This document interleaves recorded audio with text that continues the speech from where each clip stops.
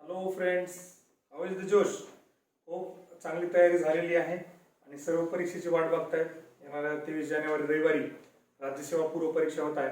त्या संदर्भात आपण थोडीशी चर्चा करूया की एक परीक्षेच्या आदल्या दिवशी किंवा परीक्षेच्या जस्ट आधी काय करायला पाहिजे, परीक्षेमध्ये काय करायला पाहिजे, पर्टिक्युलरली जीएसच्या पेपरमध्ये आणि सीसॅटमध्ये काय स्ट्रॅटेजी असली पाहिजे, कुठला सिक्वेन्स फॉलो केला पाहिजे, या संदर्भातली एक थोडीशी चर्चा आपण करणार आहोत.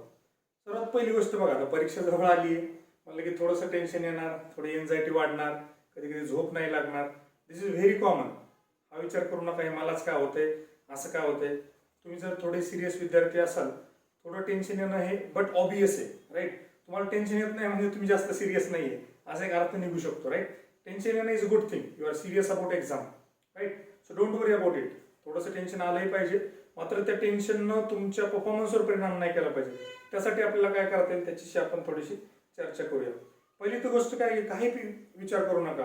आतापर्यंत तुम्ही प्रिलिम्सला काय केलं, काय नाही, कधी पास झाले, कधी फेल झाले, पेपर सोपा येईल, अवघड येईल, कसा येईल, तुम्ही हे एखादी गोष्ट वाचली आहे नाही वाचली आहे, याविषयी अजिबात मनात काही शंका घेऊ नका. पूर्ण कॉन्फिडेंटली राहा. आणि मी सांगतो ना, प्रिलिम्स परीक्षा जी आहे it is all about confidence. कारण कसं आहे की मल्टिपल चॉईस क्वेश्चन्स आहेत आणि सीसॅटमध्ये पण मॅनेजमेंट हे 50 प्रश्न रिडिंग कॉम्प्रेन्शनचे आहेत. तर त्याला काहीही बेसिक लागत नाही. साधारण थोडंसं एक लॉजिक चांगलं असलं ते आपल्याला सोडवतात. त्यामुळे प्रिलिम्स बद्दल टेन्शन घेण्याची काहीही आवश्यकता नाही. कॉन्फिडन्स ठेवा, आत्मविश्वास. ओव्हर कॉन्फिडन्स आले पण अंडर कॉन्फिडन्स अजिबात नको, राईट. आणि एक बेसिक आपली मन असते, prepare for the worst, expect the best.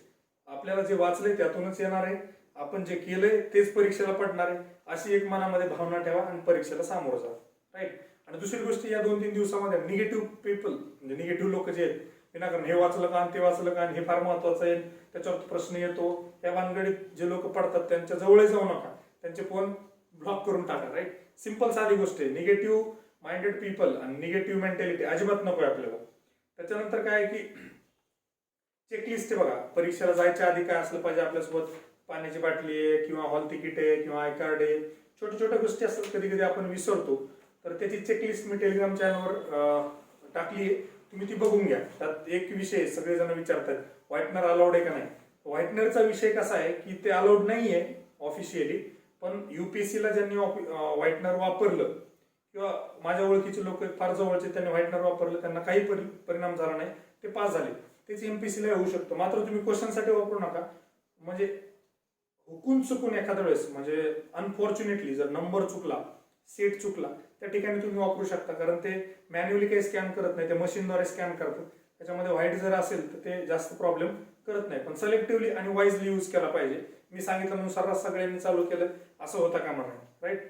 त्याच्यानंतर आता या क्षणाला कुठलीही स्ट्रॅटेजी बघू नका, कुठली स्ट्रॅटेजी चेंज करू नका. जे तुम्ही ठरवलं होतं एवढे दिवस, जे तुम्ही करत आलात, मॉक टेस्टमध्ये जी ट्राईड अँड व्हेरीफाईड मेथड तुम्हाला लागू झाली आहे तीच मेथड कंटिन्यू करा. अजिबात कुठल्याही कितीही जरी कोणी जरी म्हटलं आता हे कर ते कर, आता काहीही चेंज करू नका. कारण तुम्ही ऑलरेडी त्याला सेट झालेला आहात, तुम्ही त्याला यूज टू झालेला आहात. त्याच्यामध्ये चेंज आता अजिबात नको. आता बघूया आपण पेपर GS1च्या आधी काय केलं पाहिजे. जस्ट पेपरला आतमध्ये जाण्याच्या आधी काही नाही, अगदी शांत राहा, जास्त गोंधळ करू नका. हे वाचतो ते वाचतो, काय होतं गोंधळामध्ये थोडंसं कन्फ्युजन वाढतं. त्यापेक्षा वाचायचं तर मग कुठलं मॅपिंग सारखे छोटे मोठे एरिया आहेत किंवा चर्चेतील पुस्तकं वगैरे, किंवा आपला एखादा व्हिडिओ बघू शकता तुम्ही रिपोर्ट्सवरचा, किंवा एक जे व्यक्तिमत्वेचा व्हिडिओ आहे त्याला खूप चांगले कमेंट आले, ते बघू शकता तुम्ही. किंवा मग आपला जो 3 तासाचा व्हिडिओ तो आदल्या दिवशी तुम्ही जर कव्हर केला परीक्षेच्या, तर बऱ्यापैकी जे महत्वाचं मला वाटतं करंट अफेअर्स त्यात कव्हर केलेलं आहे, राईट. त्याच्यानंतर बघा, एक सगळ्यात चर्चेचा विषय असतो अटेम्प्ट किती करायला पाहिजे. आता 1/4 झाले. एक मला तरी वाटतं की 90च्या खाली अटेम्प्ट नको, कारण आता 1/4 आहे, जास्त नुकसान होत नाही. आणि एक 2 वर्ष ज्यांनी अभ्यास केलाय कमीत कमी, त्यांना एक लॉजिक डेव्हलप झालेलं असतं, कुठे ना कुठे काही वाचलेलं असतं आणि ते एक इंट्युशन आपण कॉल घेत असतो. त्यामुळे त्यात काही फारसं नुकसान होणार नाही. आणि हा सर्वे केलेला आहे, मला वाटतं प्रबोधिनीमध्ये किंवा कुठेतरी केलेला आहे सर्वे, की किती अटेम्प्ट केल्यानंतर किती निगेटिव्ह मध्ये. तर मॅक्झिमम वेळा ते पॉझिटिव्ह मध्ये झालेलं. पण त्याला कंडिशन एक आहे, तुम्हाला लॉजिक असलं पाहिजे. अक्कड बक्कड बॉम्बे गो असं काही नकोय, माझा मित्र भूषण म्हणून बी मारतो असं काही करू नका. जेव्हा तुम्हाला काहीतरी लॉजिक लागता येतं, म्हणजे 4 पैकी 1 जरी पर्याय तुम्हाला एलिमिनेट करता आला तर त्या 3 पैकी बिंदास्त एक अटेम्प्ट करून टाका. कारण ते नेटमध्ये ते पॉझिटिव्ह राहतात, राईट. अटेम्प्ट हा 85 to 90 is a very good attempt. आणि मित्र म्हणतो ज्यांनी 4-5 वर्ष घातलेत 95-100 पर्यंत गेलं तरी काही प्रॉब्लेम नाही, राईट. त्याच्यानंतर बघा सगळ्यात महत्वाची गोष्ट जी क्वेश्चन व्यवस्थित वाचला पाहिजे. आजकाल काय करतं एमपीएससी थोडे गुगली टाकायला लागले. म्हणजे एखाद्या स्टेटमेंटमध्ये काहीतरी विचारलेलं असतं आणि खाली स्टेटमेंट बरोबर दिलेलं असतं. स्टेटमेंट बरोबर आहे पण प्रश्नात जे विचारलंय त्याच्या अनुसरून आहे का नाही हे आपल्याला चेक केलं पाहिजे. पॉलिटीमध्ये कंबाईनला प्रश्न विचारला होता, त्याच्यामध्ये वर काहीतरी विचारलं होतं त्यांनी आणि खाली स्टेटमेंट टाकलं बरोबर हे आर्टिकलमध्ये आहे, पण प्रश्न त्या आर्टिकल रिलेटेड नव्हता. त्यामुळे काळजीपूर्वक प्रश्न क्वेश्चन स्टेटमेंट नीट वाचायचं, त्याला कोरिलेट करायचं प्रत्येक ऑप्शन सोबत, ऑप्शन्स इलिमिनेट करायचे आणि मगच पुढे जायचं. राईट. त्याच्यानंतर सिक्वेन्स फॉलो करणं फार गरजेचं आहे. साधारणतः काय असतं कुठल्याही पेपर सेटरचं एक माइंडसेट असतो, एक मेंटॅलिटी असते की बाबा सुरुवातीचे क्वेश्चन जे आहेत त्या सेटमधले अवघड क्वेश्चन असतात. त्यामुळे सिंपल एक गोष्ट करायची, जो पहिला सेक्शन येईल तो स्किप करायचा, पुढच्या सेक्शन पासून चालू करायचा. पहिला समजा इतिहासाचा आला, दुसरा समजा पॉलिटी आला तर पॉलिटीपासून सुरू करा. एखाद्याला पहिला पॉलिटी आला तर त्यांना पॉलिटी सोडून द्या, दुसरा हिस्ट्री आला तर हिस्ट्री पासून सुरू करा. किंवा साधारणतः एक जनरल 26 पासून चालू करू शकता किंवा 21 क्वेश्चन नंबर पासून चालू करू शकता आणि मग शेवटी परत संपल्यानंतर परत सुरुवातीच्या क्वेश्चन कडे या. हे फार महत्वाचं आहे. बरोबर आहे, सिक्वेन्स फॉलो करणे. त्याच्यानंतर मार्किंग करत असताना कधी कधी काय होतं की 1 2 3 4 स्टेटमेंट 2 करेक्ट असतं आणि खाली पर्याय आपण 3 बरोबर असतो. त्यामुळे मार्क करताना जिथं क्वेश्चन संपतं स्टेटमेंट तिथे मार्क करा. रॉंग किंवा करेक्ट वाले जे टिक असतात ते तिथे करा आणि मग खाली ऑप्शन इलिमिनेट करत राहा. ही चूक सिली मिस्टेक नको आहे आपल्याला, चुकीला माफी नाही. राईट. राज्यसेवा पूर्व परीक्षा आहे आणि इलिमिनेशन टेक्निक वापरा. आपण एक व्हिडिओ बनवलाय, त्याच्या डिस्क्रिप्शन मध्ये लिंक पण देतो मी तुम्हाला की इलिमिनेशन कसं करता येईल आपल्याला.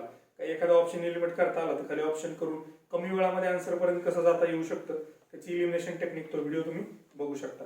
आणि एक पेपर जस्ट स्कॅन करून बघा फास्टली, 20 सेकंद 25 सेकंदामध्ये अंदाज येऊन जाईल कुठे काय दिले कसं दिले आणि मग तुमच्या प्रायोरिटीनुसार पण तुम्ही सिलेक्ट करू शकता सिक्वेन्स निवडत असताना. आणि दुसरी गोष्ट, इन्व्हिजिलेटर सोबत वाद घालत बसू नका. जे पर्यवेक्षक असतात परीक्षा कंडक्ट करणारे, ऍक्च्युली त्यांना जास्त काही माहित नसतं आणि ते असं तुम्हाला समजतात की तुम्ही जस्ट आता शाळेतून आलायत, विद्यार्थ्याप्रमाणे ट्रीट करत असतात. हे करा ते करा, हुकून चुकून अनफॉर्च्युनेटली काही गोष्ट झाली, गोंधळून जाऊ नका, घाबरून जाऊ नका, काहीही होत नाही. व्हाईटनर नसेल तर व्यवस्थित तिथं त्यांना रिक्वेस्ट करा, दुसरी आन्सर शीट दिली तर ठीक आहे, वाद घालू नका. तुम्हाला नंतर आयोगाला एक पत्र पाठवता येईल. जास्तच काय जर वाटलं तर तुम्ही सरळ आयोगाला एमपीएससीच्या कमिशन मुंबईच्या ऑफिसमध्ये जाऊन त्यांना एक रिटर्न तिथं अप्लिकेशन द्या आणि ते करेक्शन करून घ्या. काहीही होत नाही, रिझल्ट चांगला येतो, रिझल्ट पॉझिटिव्ह येतो जर तुमचे मार्क त्यापर्यंत असतील तर. त्यामुळं परीक्षकांवर जास्त वाद घालू नका आणि परीक्षकांना जास्त काही टेन्शन द्यायला लागलं सरळ त्याला सांगा मी ऑलरेडी पोस्ट होल्डर आहे, इम्प्रुव्हमेंटसाठी आलोय, डोकं लावायचं कामच नाही. राईट. एनसर्कल करत असताना ग्रुपमध्ये करा, गोळे करत असताना ग्रुपमध्ये म्हणजे कसं आहे की 10चा स्लॉट किंवा 20चा स्लॉट किंवा 25चा स्लॉट असे पहिल्या राऊंडला काय होतं की आपण एक करतो परत मागे जातो, दुसरं करतो, यात बराच वेळ जातो. एकदा घेतलं ना 1 2 3 4 5 20 पर्यंत 25 पर्यंत गोळे करून टाकले, पुढे गेले पहिल्या राऊंडला. मग दुसऱ्या आणि तिसऱ्या राऊंडला काय जे वाचलं ते लगेच करायला पाहिजे, त्यात मग वेळ जास्त घालवायचा नाही.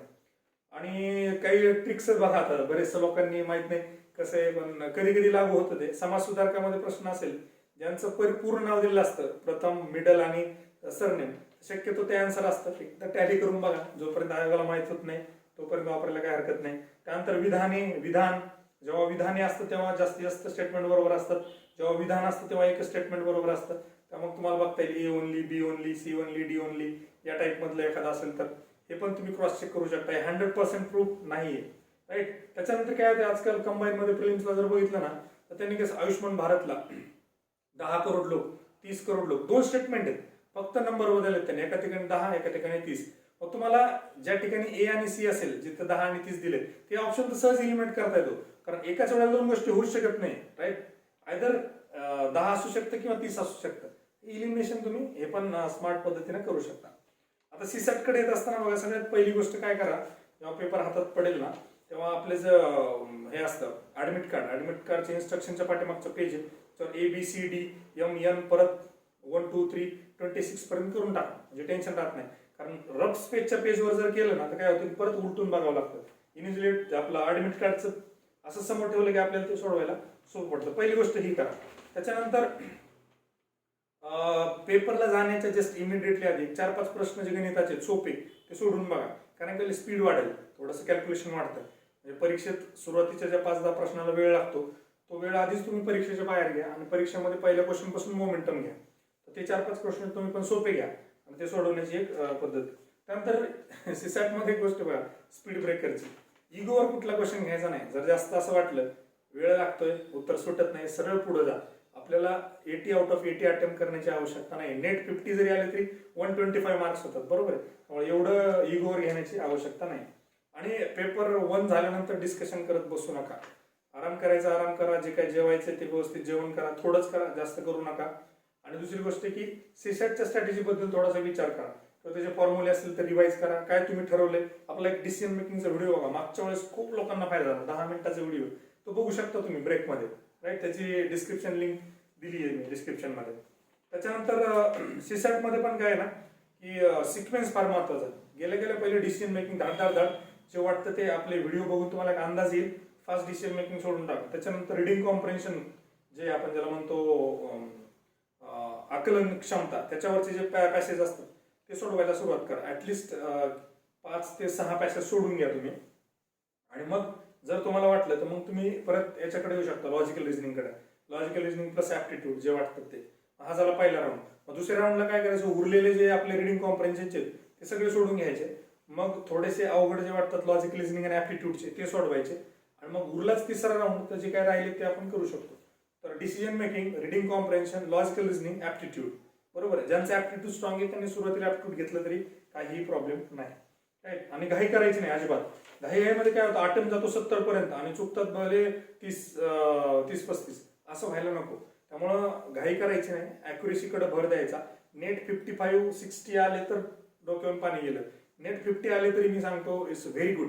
इकडे 100 आणि इकडे 120, 220, अजिबात कट ऑफ याच्यावर जाणार नाही. म्हणजे ऍव्हरेज जर पेपर आला रेग्युलर प्रमाणे तर, राईट. नंतर आरसी मधले रिडिंग कॉम्प्रेन्शनचे पॅसेज उचलताना कुठले पहिले निवडले पाहिजे, तर आपले जे जीएसचे टॉपिक्स असतात, जसं की फॉर एक्झाम्पल इकॉनॉमी आहे, पॉलिटी आहे, त्या रिलेटेडचे ते घ्यायला पाहिजे सुरुवातीला. एन्व्हायरमेंट रिलेटेड सुरुवातीला घ्यायचे. त्याच्यानंतर इंग्लिश आणि मराठी जे रिडिंग कॉम्प्रेन्शन, ज्याला मराठीच्या पॅसेजला इंग्लिश नसतं आणि इंग्लिशच्या पॅसेजला मराठी ट्रान्सलेशन नसतं, ते पॅसेज सोडू शकता. आजकाल ते पण सोपे येतात. 15-16ला तेव्हा अवघड यायचे, पण आता सोपे येतात. आणि सगळ्यात शेवटी सायन्स बेस्ट, ज्यांना अवघड जातं, अवॅगॅड्रोज नंबर जो आहे किंवा फोकल लेंथ आहे, त्या टाईपचे जे पॅसेज आहेत ना, ते तुम्ही सगळ्यात शेवटी ठेवू शकता. वेळ मिळाला तर सोडवायचे. एखादा सोडून दिला तरी चालतो, 5 प्रश्न सोडून दिले तरी काही प्रॉब्लेम नाही, राईट. आणि ऍप्टिट्यूड मध्ये आणि लॉजिकल रिझनिंग मध्ये सोडत असताना फार काळजीपूर्वक सोडले पाहिजे. बघा कसं होतं कधी कधी की सिटिंग अरेंजमेंट आहे किंवा बेल रिंगिंग, घंटा वाजवायला सुरुवात झाली तेव्हा आपण सुरुवातीचं काउंट करत नाही आणि मग बरोबर तिथं 26, 27, 28, 29 असं दिलेलं असतं. तर सुरुवातीचा एक काउंट केला पाहिजे, हे लक्षात ठेवा. बारकावे येते फार महत्वाचे आहेत. मग परीक्षेत बाहेर आल्यानंतर आपल्याला वाटतं 27 आहे, उत्तर तर 28 असतं. हे व्हायला नको. कॅल्क्युलेशनच्या एरर अजिबात चुकायला नको. शक्यतो गोळाबेरीज सगळे आकडे मोड करून ठेवू नका. असेल तसे म्हणजे 25x27 जशाच तसं ठेवा. कुठेतरी इलिमिनेट करायला मिळतं समोर. त्याच्यानंतर ऑप्शन निवडताना म्हणजे आपल्याला शक्यतो आन्सरकडे जाताना ऑप्शन मधून जाणं एक चांगला पर्याय आहे ऍप्टिट्यूडसाठी. तर त्या ऑप्शन मधून पण तुम्ही जाऊ शकता की हे बाबा याचं उत्तर ही व्हॅल्यू टाकून बघतो मी. व्हॅल्यू निवडताना काय करायचं, शक्यतो एखादा एलसीएम असेल किंवा एखादी मधली व्हॅल्यू ती घ्यायची. कमी आलं तर जास्त व्हॅल्यू घ्यायची, जास्त आलं तर कमी व्हॅल्यू घ्यायची. अशा पद्धतीने तुम्ही लॉजिकल रिझनिंग आणि ऍप्टिट्यूडला पण सोडू शकता. थोडासा अलर्टनेस जो आहे तो फार गरजेचा आहे. आणि मला वाटतं की आता सगळ्यांचा अभ्यास चांगला झालेला आहे आणि तुम्ही परीक्षेला चांगलं सामोरं जाल. So all the very best. Thank you very much.